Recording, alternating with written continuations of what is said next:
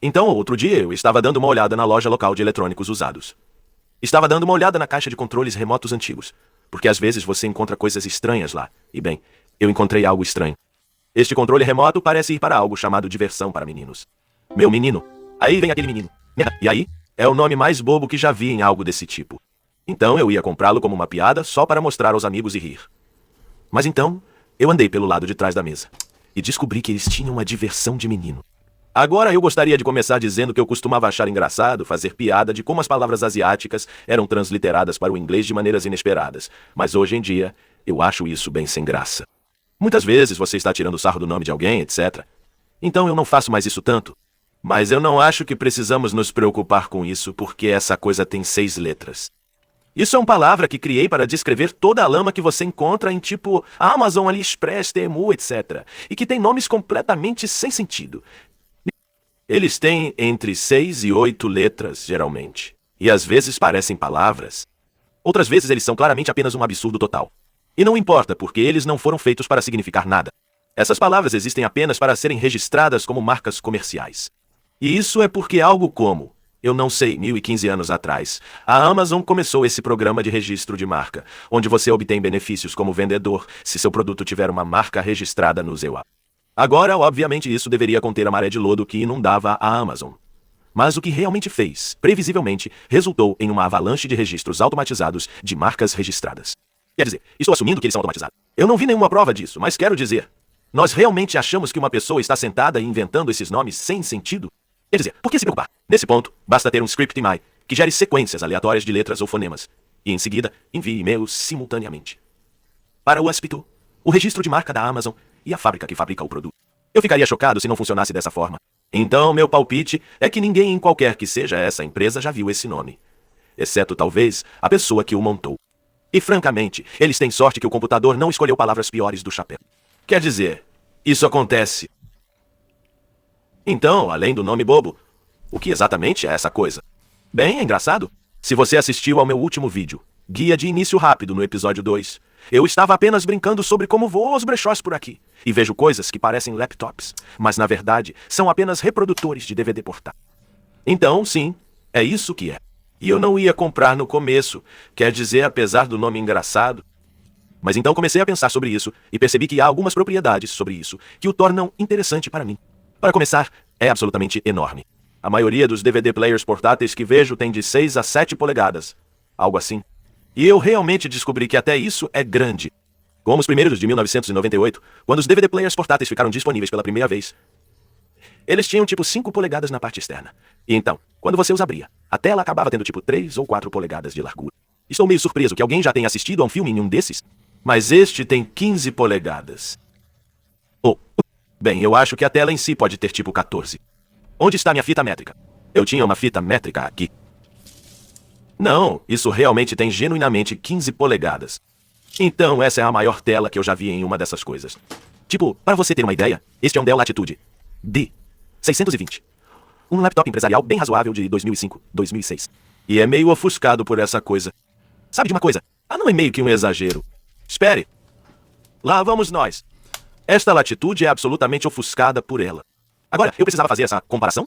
Não, absolutamente não. Mas me deu uma oportunidade de apontar que isso é chamado de D420. E esse é o número da erva daninha. E realmente, o tamanho da tela é a coisa mais luxuosa sobre isso. Quer dizer, este é o DVD player mais barato que eu já vi. É como o $75, novo na Amazon. Ele não pesa nada. Mas o tamanho da tela sozinho o torna meio atraente, se você tiver um uso para esse tipo de coisa. Então, vou mostrar brevemente como ele funciona, e então chegaremos ao que me interessa.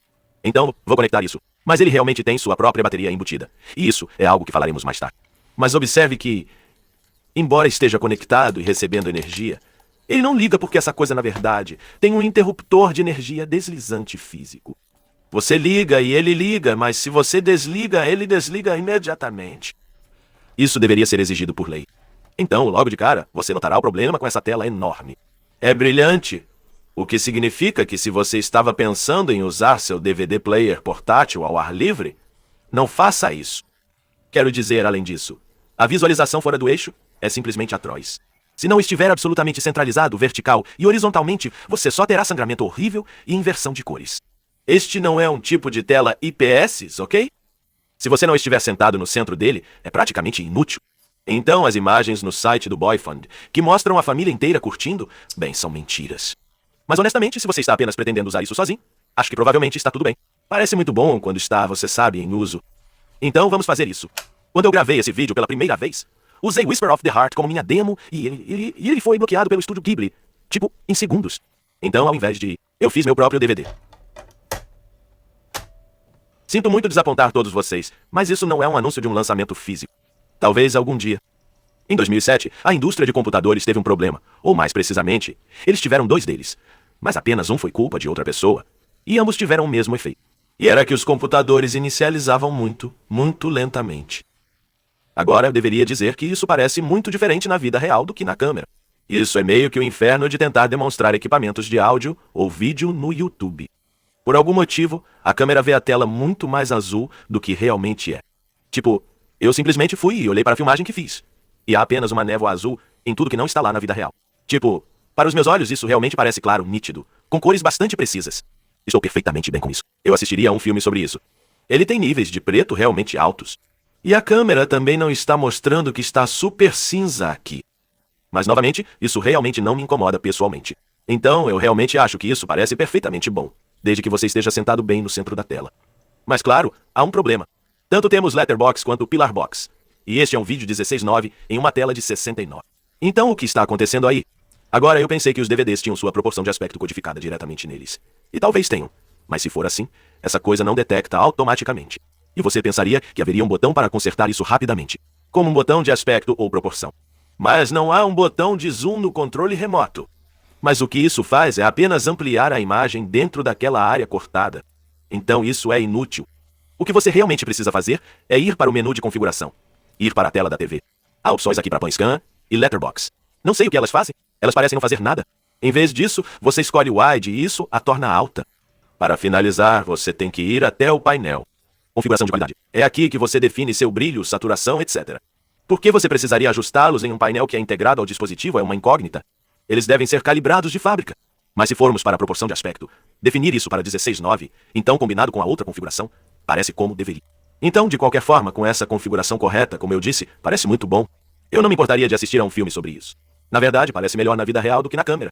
Tipo, mesmo com isso inclinado para baixo, você não está realmente obtendo a imagem de contraste certa.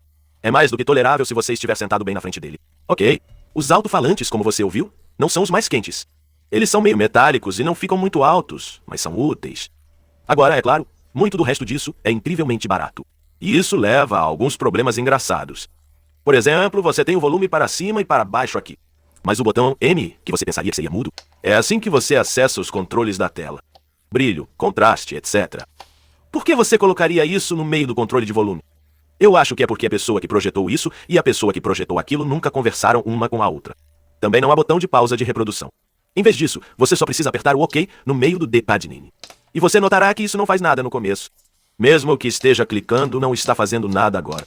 Achei que poderia ser porque a parte do botão que clicava não era realmente o botão, e você tinha que pressionar com mais força para ativá-lo. Mas não. Você só precisa segurá-lo por uma fração de segundo. Isso é muito rápido. Você tem que segurá-lo por esse tempo, e então ele passará. Então o processador nessa coisa está escaneando os botões. Muito, muito, muito devagar. Outra coisa que eu gosto é que a trava da porta meio que balança para cima e para baixo na fenda. E abre ao menor toque. E não há nenhum mecanismo de frenagem. Você poderia simplesmente alcançar e tocar seu disco girando em velocidade máxima e potencialmente danificá-lo. Então sim, é incrivelmente barato, mas pode haver vantagens nisso. Por exemplo, praticamente todas essas coisas suportam um recurso de rotação de tela, onde você pode girar a tela e agora não precisa deixar a base para fora na frente. Você também pode dobrá-lo completamente para baixo, o que o torna muito conveniente para visualização, como no seu colo no carro, esse tipo de coisa. Mas como eu disse, isso é universal para todas essas coisas. O que eu não acho que tudo isso poderia fazer é girar 90 graus na outra direção. Quer dizer, não sei, talvez isso seja comum, mas de qualquer forma, é extremamente engraçado. Quer dizer, qual é a função disso? Qual seria a situação em que você precisaria usar a tela em um ângulo de 90 graus em relação à base, mas não poderia simplesmente girá-la na outra direção ou girá-la completamente? Não sei, mas acho que descobri. Veja bem, isso não é necessariamente útil, mas isso é. Agora eu posso ouvir você dizendo, Graves, do que diabos você está falando? Essa é uma ideia incrivelmente estúpida. Quem usaria isso dessa maneira? Mas me desculpe, você não tem imaginação. Isso é uma virada de jogo para a pessoa que quer assistir a um filme enquanto caminha. Até agora, você teria que carregar seu DVD player com as duas mãos como um hambúrguer. Mas com isso, você pode simplesmente colocá-lo na dobra do seu braço. E agora você pode carregá-lo com uma mão na orientação correta da paisagem, como o cineasta pretendia, enquanto faz algo com a outra mão, como rolar a tela do Doom no seu telefone.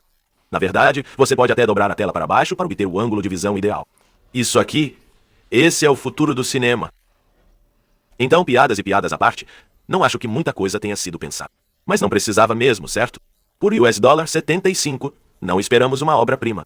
E eu não comprei por nenhum desses recursos. De qualquer forma, como observado, eu realmente não preciso de um DVD player portátil. Mas há várias outras coisas que eu preciso e que eu acho que este pode fornecer junto. Temos um monte de prós e contras que são bem comuns para essas coisas. As portas USB e de cartão SD permitirão que você coloque arquivos nele e os reproduza diretamente em vez de usar um disco. Há também esta porta de jogo aqui, e tenho certeza de que você deve conseguir conectar um controle de Xbox ou algo assim e usá-lo para controlar a reprodução do DVD. Mas não consegui fazer nada funcionar. O que realmente me interessa são essas saídas AV entradas AV. Se eu estiver em campo gravando vídeos com uma filmadora velha, o que não faço com muita frequência, mas acontece, então preciso de algum tipo de monitor confiável. Preciso de algo que eu possa conectar na câmera para ver o que ela está transmitindo sem ter que olhar para o pequeno visor ou para a pequena tela LCD. Bem, isso pode fazer isso. E vou demonstrar usando a filmadora de Chekhov aqui. A maioria das filmadoras antigas tem alguma maneira de obter vídeo composto dela. E se você tiver sorte, a sua realmente terá RQs, embora essa coisa não tenha. Então, o que você precisa é de um desses cabos aqui. E eu só vou mencionar que eles podem ser meio inconvenientes, porque você nunca sabe como eles são conectados. Muitas filmadoras antigas usavam esse tipo de plug para obter vídeo dentro ou fora. E você teria aterramento no anel inferior aqui. E então, vídeo no próximo anel. E então, áudio esquerdo e direito no anel. E ponta restantes. Mas às vezes eles seriam trocados. Seria aterramento esquerdo, áudio direito, áudio, vídeo direito. Não havia um padrão para isso. Era apenas uma coisa de fato. Mas o aterramento sempre estava na parte inferior. Então talvez ele trocasse seus plugs, mas ainda seria utilizável. Bem, quando a Apple lançou o iPod de vídeo em algum momento nos anos 2000, eles decidiram usar um cabo exatamente como este. Exceto que o vídeo está na base e o chão está no segundo anel. E isso significa que não há como trocar esses plugs para fazê-lo funcionar, porque o vídeo está no escudo aqui. Agora, o que me disseram é que o Raspberry Pi adotou o estilo de pinagem do iPod Video. Então, qualquer cabo que funcione para um desses deve funcionar. Mas, claro, nunca é rotulado, então você só precisa ter os dois e experimentar cada um até encontrar um que funcione. Irritante? Então, se eu coloco isso no modo AV, ligo minha câmera. Tudo bem, temos uma foto na câmera ali, mas se eu conectar o amarelo no amarelo, temos esse zumbido horrível de 60 Hz, porque ele está interpretando vídeo como um sinal de áudio para esse cabo em particular. O vídeo acabou no plug vermelho. Então, isso na verdade não parece tão ruim, se você comparar com o LCD da câmera. É espelhado porque a câmera faz isso, mas na verdade parece muito bom. E são 60 FPS. Não há artefatos estranhos de desentrelaçamento ou algo assim. Então eu consideraria isso perfeitamente adequado para qualquer tipo de aplicação de monitoramento de campo. Especialmente porque, como observado, ele funciona com bateria, então não preciso encontrar nenhum lugar para conectá-lo. Então, para esse propósito, ele funciona perfeitamente. E acho que será uma ferramenta útil no meu repertório. Quero dizer, o fato de que posso ter um monitor composto, que eu poderia simplesmente andar por aí e segurar em uma mão. Bem legal. Isso não é algo que eu tinha antes. E agora que penso nisso, por $75. Eu realmente não sei de mais nada que você possa comprar que ofereça isso. Quer dizer, com a bateria embutida e tudo mais. Então, se você estiver fazendo algo com vídeo composto, você pode realmente querer comprar um desses. Simplesmente ignore a parte do DVD completamente. Ok, então isso é ótimo. Mas e o recurso de saída AV? Bem, isso também é útil. Se eu estiver fazendo um vídeo sobre um equipamento de vídeo, computador de vídeo Etherese, um processador de efeitos, um PC com uma placa de captura, algo assim, preciso de uma fonte de vídeo composto. E não quero usar apenas uma câmera, porque então tenho que apontar para mim mesmo.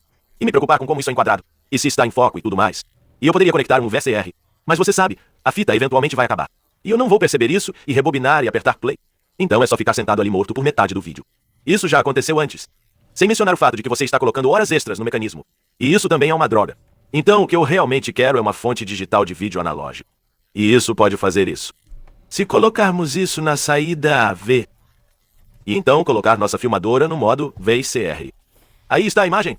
E isso vai mostrar o que estiver na tela. Então poderíamos usar um DVD tipo EA.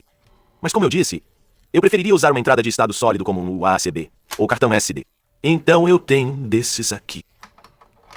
Ele nos dá essa pequena interface de navegador de arquivo. E aqui estão todos os arquivos que ele acha que pode ler. Se entrarmos e escolhermos esse arquivo aqui. E aí está.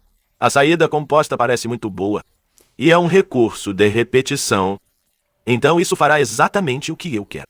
Posso usar isso como uma fonte contínua de vídeo analógico. Não há ventoinhas, não há peças para falhar. Ele pode funcionar com corrente de parede ou com sua bateria interna. Então, não preciso conectar. Ele só vai produzir vídeo composto o dia todo para sempre. Mas há um problema. Observe que pulei todos esses arquivos para chegar a esse. Por que não reproduzir o vídeo do gato? Todos nós amamos vídeos de gatos. Bem, vamos tentar.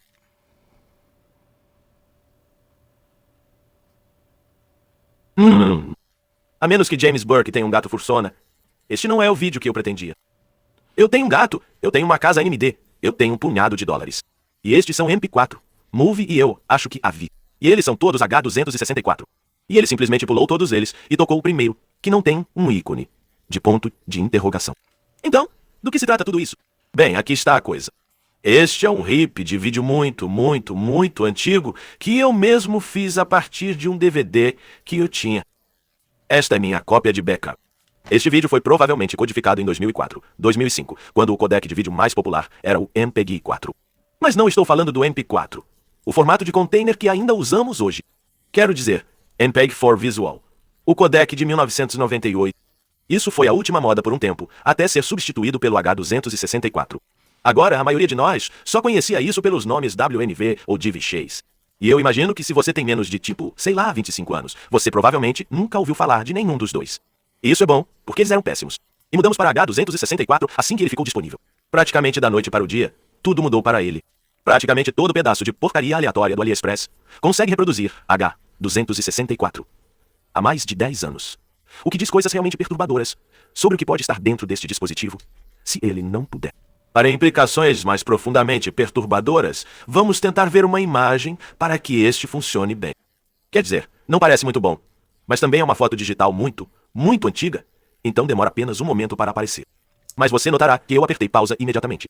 Isso porque assim que você escolhe um JPG, ele entra em um modo de apresentação de slides que é muito rápido.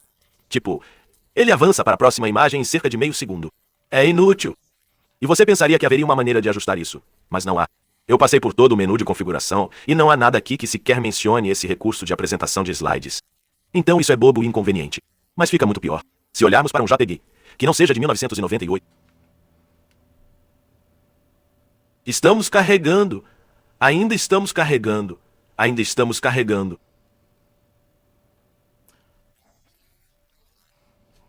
E aí está. Agora, você pode estar pensando que esta é uma imagem de terapixel. Tipo, eu tirei um JPEG de 50 megapixels do meu telefone e coloquei aqui. Não, este é um JPG de 384 kilobytes. É como um 1102 por 860. Esta coisa simplesmente luta para carregá-lo. E se avançarmos para outra imagem aqui, cada imagem demora muito para carregar. Ok, aqui vamos nós. Então esta é uma foto que tirei no meu telefone. É uma resolução bastante alta e, se aumentarmos o zoom aqui, você pode ver que a fidelidade é incrivelmente baixa. Está claramente sendo importado para um buffer de resolução muito baixa. Se colocarmos isso ao lado da foto original, você pode ver que este texto que deveria dizer cuidado é completamente ilegível. Como eu disse, estas ainda estão sendo vendidas ativamente na Amazon. E o site do Boyphone tem apenas alguns anos. Ele só foi registrado em 2018. E o Archive.org diz que não havia um site lá até 2020. Então isso foi feito, em algum momento, nos últimos 4 anos. E ainda assim não suporta nenhum codec mais novo que o MPEG-4. E leva 10 segundos para exibir um JPEG de baixa resolução. Mas vamos colocar outra coisa na pilha que ele não consegue fazer muito bem. Estou no meio da edição agora. E mostrei minha filmagem para algumas pessoas. E algumas delas reconheceram que esse layout de porta é realmente muito comum em outros super baratos, como os DVD players do AliExpress. E então eles realmente sabiam para que servia essa porta de jogo. Não é nada do que eu pensava que era. Coloquei alguns arquivos novos nesta unidade. Vamos pegar um deles. Aqui vamos nós.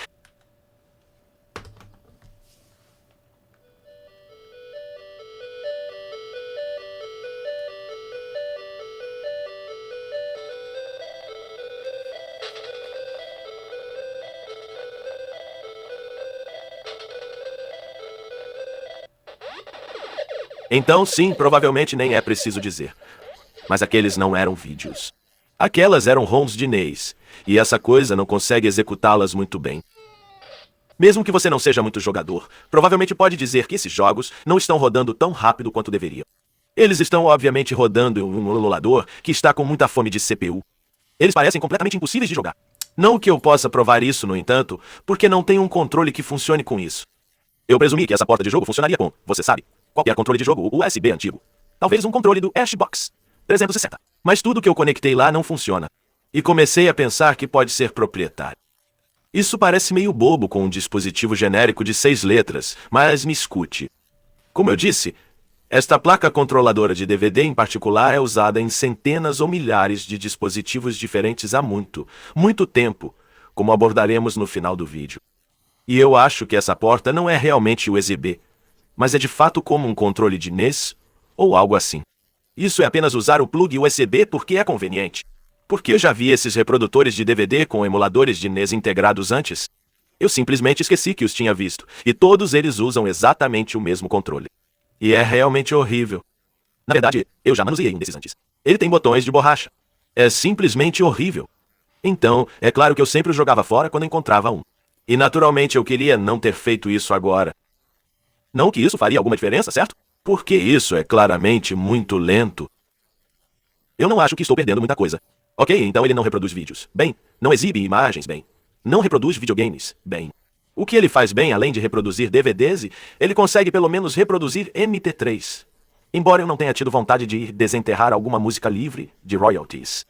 Então eu só peguei algo do meu disco rígido que não obteria o Content ID. E por algum motivo era isso. Lamento saber que a humanidade enfrentou um evento tão catastrófico em relação à fiação direta de um cardeal. É importante entender que o processo pode variar dependendo do mecanismo e do modelo do veículo. Seu palpite é tão bom quanto o meu sobre o motivo pelo qual eu tinha esse arquivo ou de onde ele veio. Mas, de qualquer forma, essa coisa toca MP3 muito bem. Não há atrasos severos ou algo assim. Ele até tem aquele pequeno analisador de espectro animado. Eu adoro isso. Eu queria que fosse em tela cheia, mas não vou reclamar. Essa coisa tem dificuldades com todos os formatos que afirma suportar. Mas tem mais um que você ainda não viu. E que ele faz ainda pior. E são os arquivos de texto. Não tenho ideia de por que isso pode exibir arquivos de texto. Quer dizer, eu sou a favor, certo? Tipo, tudo com uma CPU deveria ser capaz de fazer isso. Mas o que eles estavam imaginando que as pessoas fariam? Eu acho que não importa porque não funciona de verdade se você puxar para cima, tipo. Bem, isso é obviamente uma mangueirada. Isso está claramente tentando desenhar uma caixa ao redor do texto, mas está deslocado da esquerda incorretamente. Então o lado direito está sendo perdido. E então parte do texto está realmente se envolvendo sendo desenhado no lado esquerdo. Mas nem está sendo desenhado corretamente, porque veja se você rolar. Você pode ver que há pedaços de texto antigo e novo, todos sendo misturados. Então isso não está realmente sendo apagado. Claramente isso não funciona, certo? Este é um recurso inacabado que nunca funcionou. E é bizarro que esteja aqui. Se não funcionasse, você pensaria que eles teriam simplesmente desligado. Ou você pensaria que eles simplesmente não teriam desenvolvido isso em primeiro lugar. Mas isso não é realmente o que é interessante. O que é interessante é o ícone. Esse ícone é, aos meus olhos, apenas uma versão invertida do ícone da fonte TrueType do Windows. Quer dizer, não está bem certo. Tipo, se você inverter isso, você obtém um conjunto de cores completamente diferente. Mas tenho quase certeza de que alguém simplesmente acessou a pasta do Windows e retirou aquele ícone, porque queria algo que representasse vagamente um texto. E então fez algo com ele. Como executar o filtro de localização de bordas do Photoshop, ou algo assim. Então, você sabe. Colocou isso no filme. E isso não é chocante por si só. Já vi isso ser feito muitas vezes com eletrônicos super baratos. Eles apenas roubam imagens, geralmente do Windows XP. Na verdade, isso está surpreendentemente desatualizado. Então não haveria nada de extraordinário nisso, exceto que já vimos isso antes. No vídeo que mencionei anteriormente, guia de início rápido no episódio 2, quando eu estava exibindo o laptop Averatech, que tinha o chip de DVD player integrado, alguém apontou nos comentários que se você olhar no USD, com certeza, há um ícone de fonte TrueType do Windows 95 copiado. Agora, não seria nada chocante saber que isso tinha componentes eletrônicos falsificados, feitos por alguém que não se importa em roubar arquivos diretamente do Windows. Mas para ambos os dispositivos terem copiado exatamente o mesmo ícone, em vez de usar o ícone de arquivo de texto, que você acha que seria mais reconhecível do que a fonte tecnicamente incorreta, isso parece coincidência demais, certo? E isso faz você pensar? No vídeo da Averatech, falei sobre como o chip que estava naquele laptop foi literalmente feito para entrar em dispositivos como este. E sua função era ser a maneira mais barata possível de trazer um dispositivo como este à existência. É apenas um chip totalmente integrado que faz absolutamente tudo o que você precisa. Fala com o drive, fala com a tela, fala com seu hardware de áudio, tudo. Então não seria engraçado se você sabe, um dia depois de publicar esse vídeo, eu entrasse em uma loja e encontrasse outro dispositivo que usasse exatamente o mesmo chip. Bem, dei uma olhada lá para descobrir se era esse o caso. E um pequeno spoiler, não é? Mas também meio que é. Então vou desmontar isso novamente na câmera, mostrar o que tem lá dentro e depois vou contar a piada. Essa coisa desmonta super fácil. Basta girar todos os parafusos.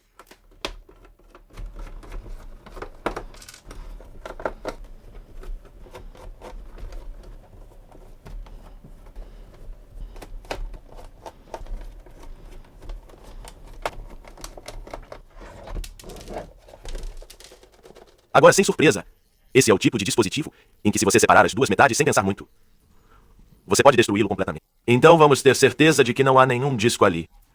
Ok, bom. E então, se você apenas tentar abrir a parte de baixo, você vai rasgar todos os cabos. Então você tem que levantar a parte de cima com cuidado aqui. Opa, já quebrou alguma coisa. Então, vire assim e desconecte esse fio. E agora podemos colocá-lo no chão. O que foi isso? Esta era a janela ir aqui em cima. Na verdade, não tenho certeza do que estava segurando isso. Ah, entendi. Há 3 pequenas estacas ali. E elas combinam com os pequenos furos no plástico aqui. Uau! Essas não fizeram um trabalho muito bom. Ah, entendi. Ótimo. Então isso é construído exatamente como você esperaria. A parte inferior é absolutamente leve. É claramente feito principalmente de ar. Toda a massa real dessa coisa está apenas naquele painel LCD. Não é surpresa que ninguém esteja voando com chumbo para todo lugar. Quase nada de gerenciamento de cabos, apenas fixado com fita adesiva. E se você puxasse suavemente qualquer um deles, você simplesmente arrancaria um conector da placa, tenho certeza. Mas ei, você não deve desmontá-lo. O mecanismo de CD-ROM aqui, obviamente comprado de outra pessoa, fica nesses pequenos suportes de silicone aqui. Então não é realmente preso por nada. Quer dizer, eles provavelmente poderiam ter colocado um parafuso em 1 ou 3 deles. Mas isso custaria dinheiro. Então, não o fizeram. Há apenas pinos de plástico correspondentes na parte superior aqui, o que significa que, ao desmontá-lo, todo esse mecanismo pode simplesmente cair. Fantástico. Eu também sou um grande fã do que eles fizeram com os LEDs. Este é um nível de corte de custos que é meio novo para mim. Eles simplesmente deixaram as pernas desses LEDs sem aparar, e então as dobraram na ponta, soldaram-nas na placa, e então deslizaram um filme termoencolhível sobre elas, para que os fios não se juntassem quando a coisa vibrasse, e pronto. Não há um furo correspondente na fundição, onde a outra ponta do LED se encaixe. Eles simplesmente ficam aqui e pronto. A melhor coisa que eles fizeram foi, você sabe, dobrar o receptor de infravermelho um pouco para que ele pudesse ver através da janela. Mas o que eu acho realmente divertido aqui é que, em vez de lançar algum tipo de chefe na concha inferior para mantê-los no nível certo, o que, para ser claro, é essencialmente gratuito, eles já estão fazendo o resto da fundição de plástico, certo? Então, quanto custaria para eles ter algumas saliências pequenas como essa só para segurá-los? Em vez disso, eles usaram apenas uma espécie de pedaço de espuma adesiva para mantê-los no nível certo. E isso é bom o suficiente. A janela da frente nem sequer está etiquetada. Então acho que não importa muito onde elas estão, da esquerda para a direita. E isso economizou, você sabe, 3 ou 4 segundos de tempo de montagem. Então está bom o suficiente. E aí, você sabe, pelo menos eles se preocuparam em colar os terríveis alto-falantes. E eu não sei exatamente por que isso acontece, mas eles realmente fizeram uma serigrafia nessas PCBs, indicando onde você deve colocar os parafusos. Acho que é uma representação meio estranha de um parafuso, se for o caso, mas a Sony faz isso. Eles indicam cada parafuso no chassi do dispositivo que você precisa remover para abrir a coisa, o que é útil para desmontá-lo. Não tenho certeza do que isso quer dizer. Acho que cabe ao montador dizer para eles não colocarem um parafuso ali. Eu acho. E eles realmente se preocuparam em etiquetar os pinos nos conectores.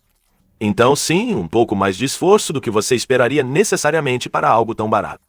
E uma outra coisa que eles não precisavam fazer, estritamente falando, é colocar um pouco de papel de peixe sobre a bateria. O que você sabe, baterias de íons de lítio são pequenas granadas de mão que colocamos em nossos bolsos e carregamos conosco. Então isso não o torna incrivelmente seguro, mas é um pouco mais seguro do que absolutamente necessário. Especialmente porque há uma quantidade razoável de energia lá embaixo. Não quero tentar tirar isso porque comecei a tentar descascá-lo, e ele simplesmente começou a se desfazer. E eu não acho que eles serão rotulados, e se forem, não serão rotulados honestamente. Então eu não sei qual é a capacidade dessas baterias, mas elas são bem grandes. E tem 2 delas. Há pelo menos o dobro de volume nesses pacotes do que em uma bateria típica de smartphone. E se eles têm, tipo, 6 a 8 amperes-hora, então provavelmente há de 10 a 15 amperes-hora aqui, se esses forem pacotes de bateria razoáveis. E dado que seu típico tipo DVD player SOC puxa cerca de 1 watt. Além da luz de fundo, do motor e do drive, não há muito consumo de energia aqui. Então é bem possível que essa coisa funcione por apenas horas e horas e horas como uma carga. Agora, para esse fim, não tenho ideia se isso é verdade, porque não há nenhuma indicação na tela do status de carga da bateria deste dispositivo. Você pensaria que ele mostraria um ícone de bateria no menu? Ou mostraria quando está carregando? Não mostra. E eu ainda não consegui descarregar a bateria dessa coisa, então não sei o que acontece quando ela fica sem energia. Mas, meu palpite é que ela simplesmente desliga. E eu estou supondo que porque eu não acho que eles foram com um chip de DVD player que saiba que ele está em um dispositivo portátil. Como eu disse antes, isso não está usando uma unidade de vídeo S.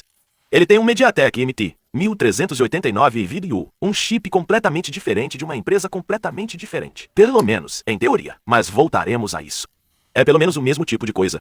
É uma solução de DVD player de chip único que faz, você sabe, decodificação e exibição, todos esses formatos diferentes, e lida com áudio e tudo mais.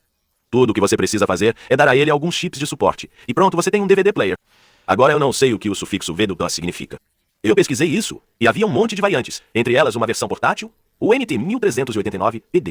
Então, presumivelmente, isso teria, tipo, o medidor de nível de carga da bateria do qual eu estava falando. Mas, pelo que eu sei, o VDU reúne todas essas variantes em uma.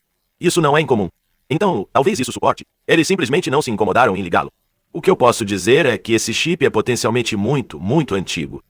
A folha de dados do MT 1389 tem o carimbo de 2006. E embora eu não saiba se este é mais novo do que aquele, honestamente, eu ficaria surpreso se alguém estivesse realmente trabalhando em chips para reprodutores de DVD depois daquele ponto no tempo. E embora isso não tenha interrompido imediatamente todas as vendas de DVD players, quer dizer, imaginei que a maioria do trabalho de P e D provavelmente se voltasse para a nova tecnologia, porque se alguém estivesse esperando novos recursos, não estaria comprando um DVD player, certo? Pelo menos é assim que eu acho que os fabricantes teriam visto. Então, esse chip tem potencialmente 18 anos, e eu não ficaria surpreso em saber que ele ficou literalmente em um tambor de chips, tipo no shopping de eletrônicos de Shenzhen, por quase todo esse tempo.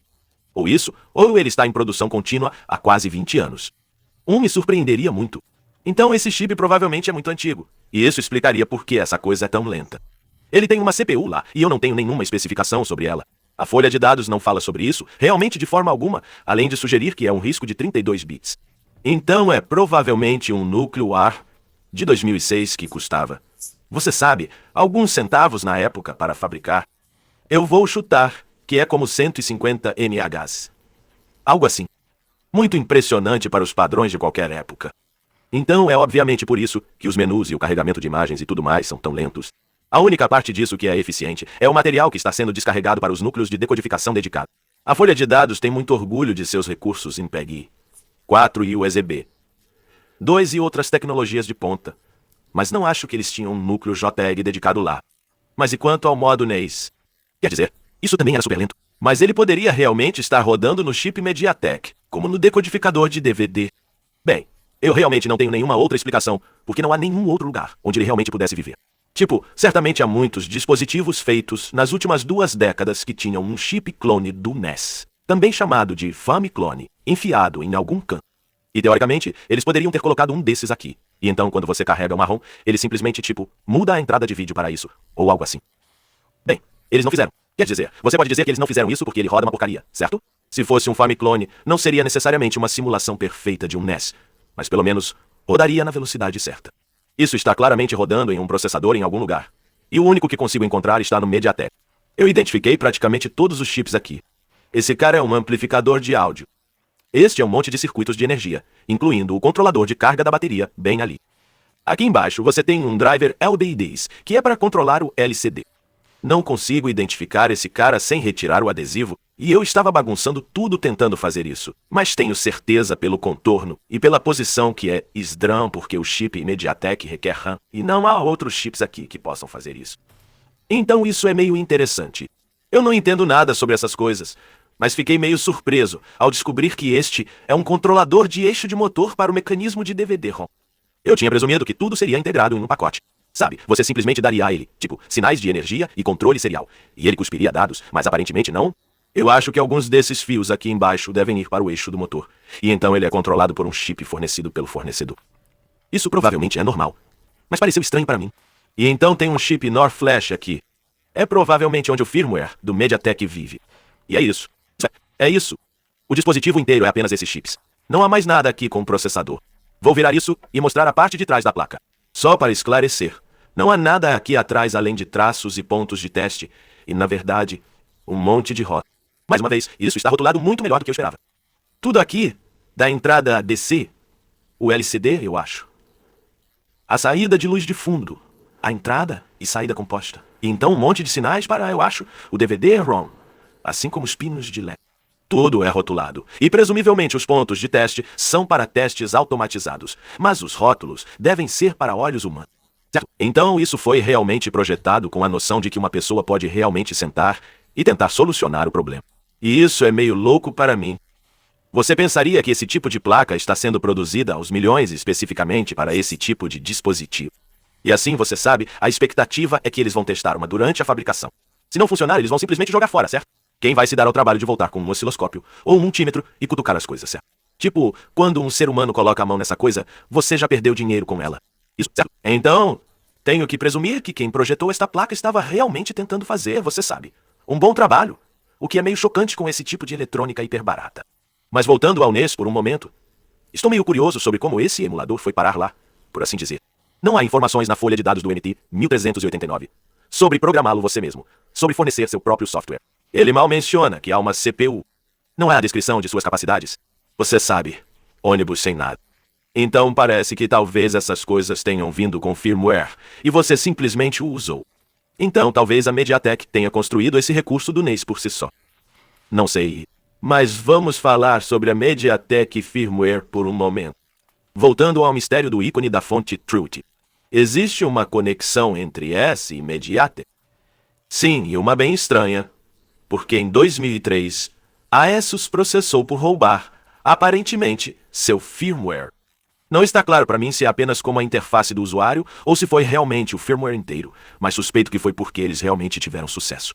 Eles fizeram um acordo, receberam o A45 milhões da MediaTek, e em troca, eles concederam a eles uma licença para continuar usando seu firmware em seus dispositivos.